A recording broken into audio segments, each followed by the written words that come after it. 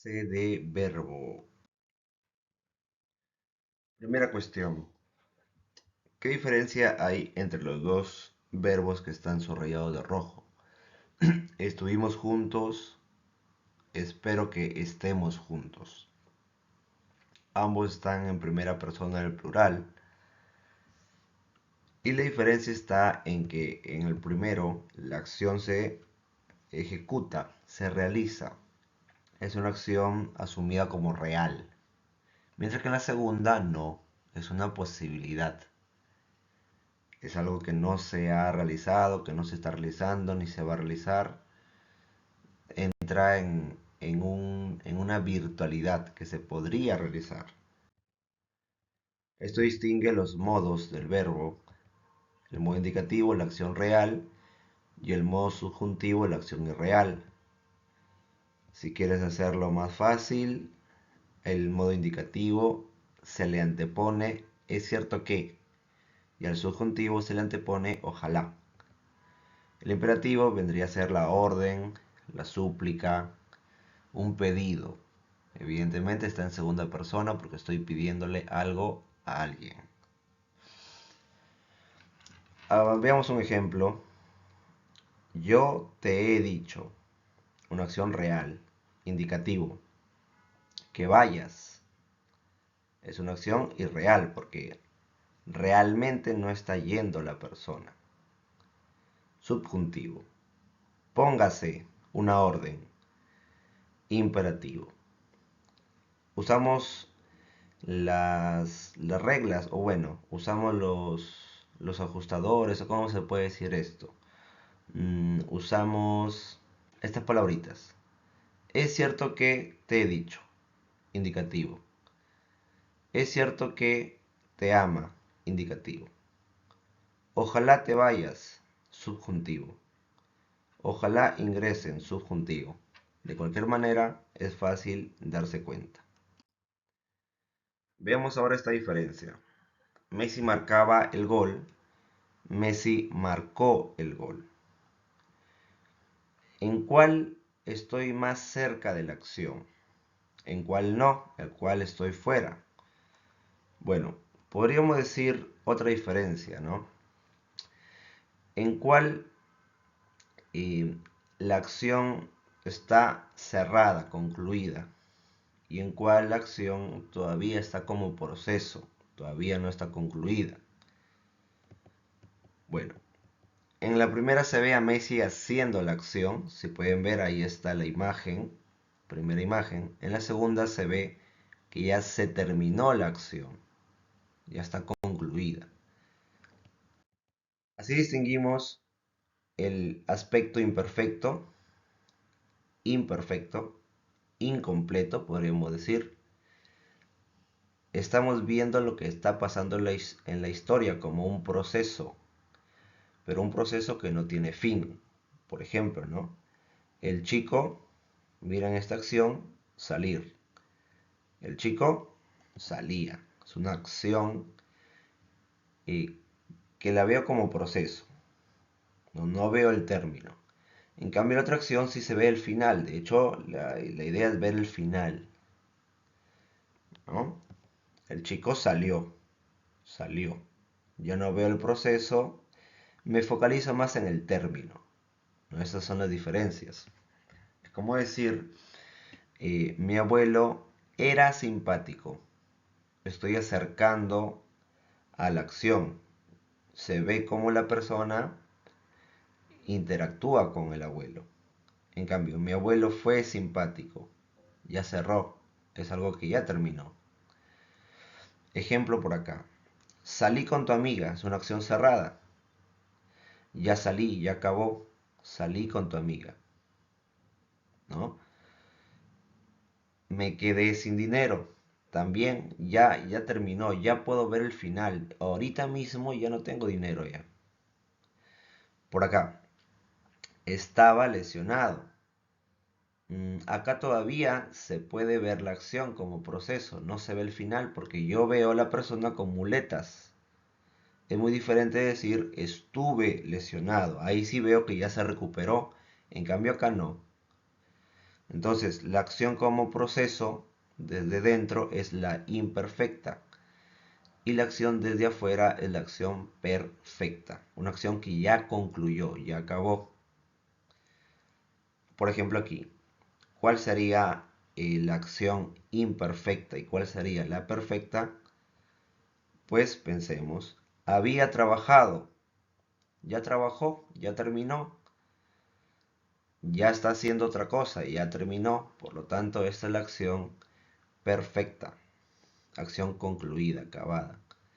Tenía dinero, acá puedo ver el proceso de tener dinero, veo que tiene sus monedas, tenía dinero, la acción no está acabada, imperfecto. Podemos diferenciar un verbo regular, que es aquel que su raíz no va a cambiar, es decir, se va a mantener esta primera parte. La raíz se obtiene siempre cuando quitamos ar, er, ir. Y el verbo queda su raíz, ¿no? Am, tem, part. Esa es la raíz.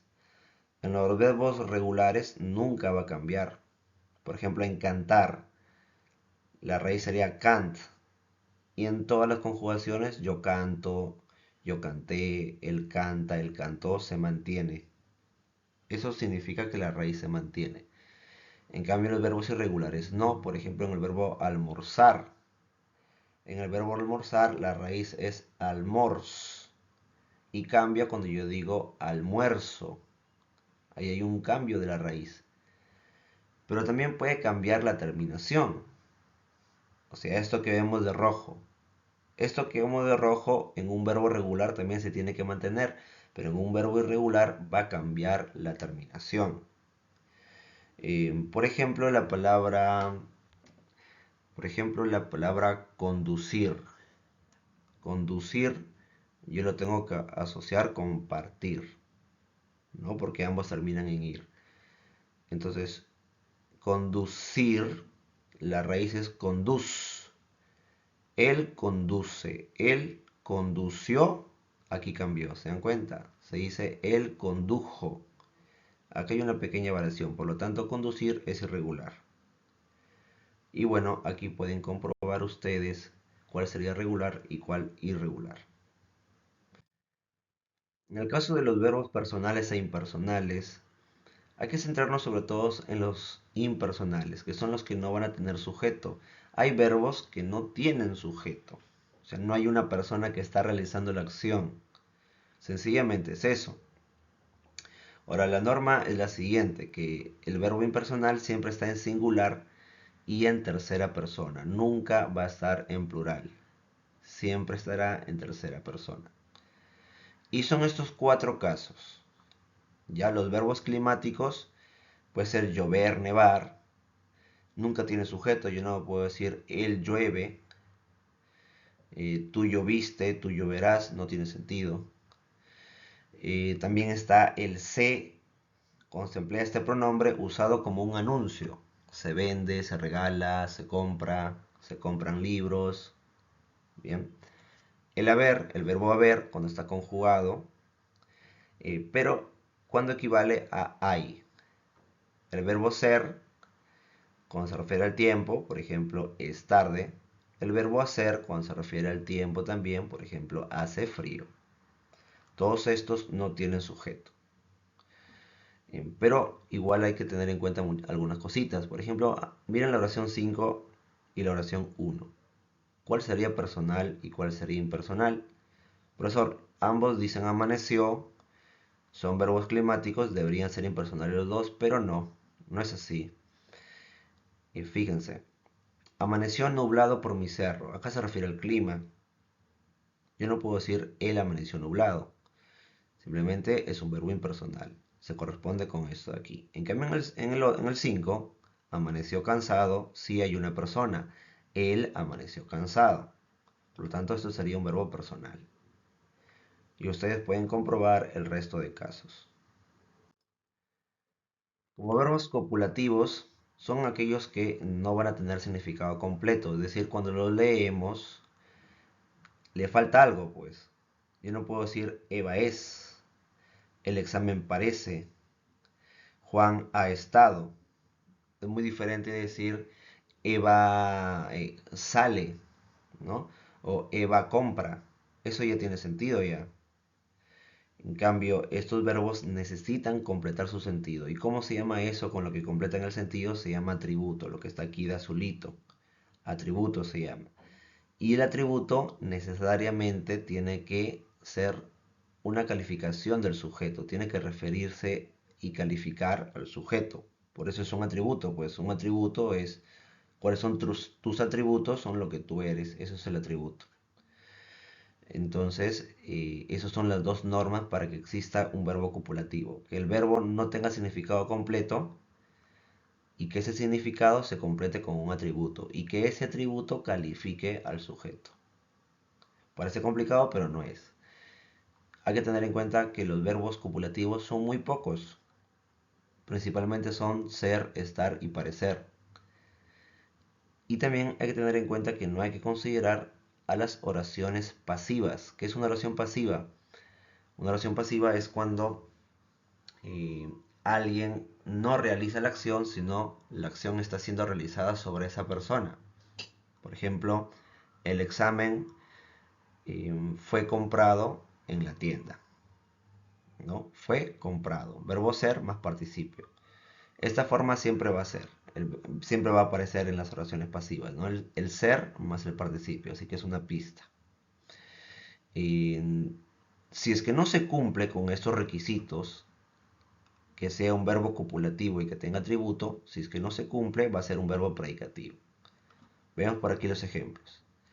El camino está muy lejos. ¿Cuál sería el atributo? Lejos, porque está calificando caminos.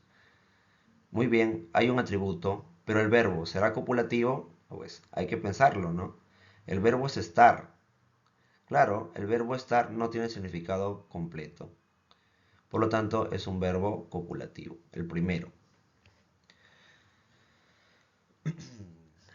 Ahora, veamos qué pasa con la número 8. El tren llegó retrasado. Profesor, eso es un atributo porque está calificando el tren. Sí, miren, retrasado está calificando el tren. Pero el verbo no es copulativo. El verbo sí tiene sentido. El tren llegó.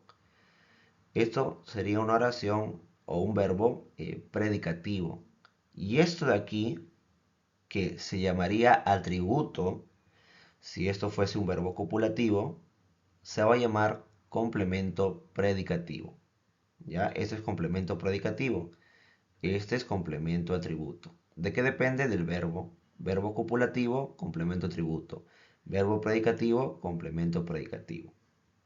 Después aquí hay algunos casos en los que parece copulativo, pero no es. La número 3, la número 6 y la número 5. Esos no son copulativos. Ya ustedes verán y explicarán por qué no son. El verbo transitivo o el verbo intransitivo. Bueno, trans. A ver, de manera sencilla, un verbo transitivo se transforma. ¿Ok? Se transforma a pasiva. ¿Ya? Lo podemos definir así. La acción recae en algo o en alguien. Por ejemplo, yo vi a Pedro. Está recayendo la acción en algo. ¿No? Esto se llama objeto directo, donde recae la acción. Es el objeto directo. La manera para hallarlo es utilizar esta pregunta. ¿Qué más ser más participio? O sea, ¿qué fue comprado? ¿Qué fue visto? ¿No? Si yo digo, ¿no? Vi a mi primo. ¿Quién fue visto? Mi primo. Por lo tanto, mi primo sería objeto directo. Y como tiene objeto directo, es transitivo. Los intransitivos no tienen objeto directo, sencillamente. Otra manera es que los transitivos pueden tener los pronombres lolas y lalos. O sea, el objeto directo se reemplaza por lolas y lalos. Veamos. Sebastián, corrige esas dos preguntas. Sebastián, corrige esas dos preguntas. El verbo está aquí, ¿no? Podría preguntar, ¿qué fue corregido? ¿O qué será corregido? Las dos preguntas. Si hay objeto directo, es transitivo. El presidente pidió un acuerdo. ¿Qué fue pedido? Un acuerdo. Acá está el objeto directo. O como te expliqué, también se puede reemplazar por los pronombres lolas y lalos. Sebastián, corrígelas. Corrígelas. El presidente lo pidió. El presidente lo pidió. ¿Ok? Ahora, tienen que saber que los transitivos y los intransitivos son verbos considerados como predicativos. O sea, son verbos que están en la clasificación anterior, predicativos. Y estos verbos tienen sentido completo. ¿Ya? Veamos los ejemplos. ¿Dónde estarían los verbos transitivos? Bueno, yo te voy a decir solo uno.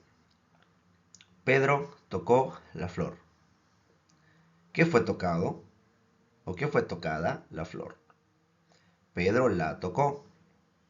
Objeto directo, verbo transitivo. Ustedes comprueban lo demás.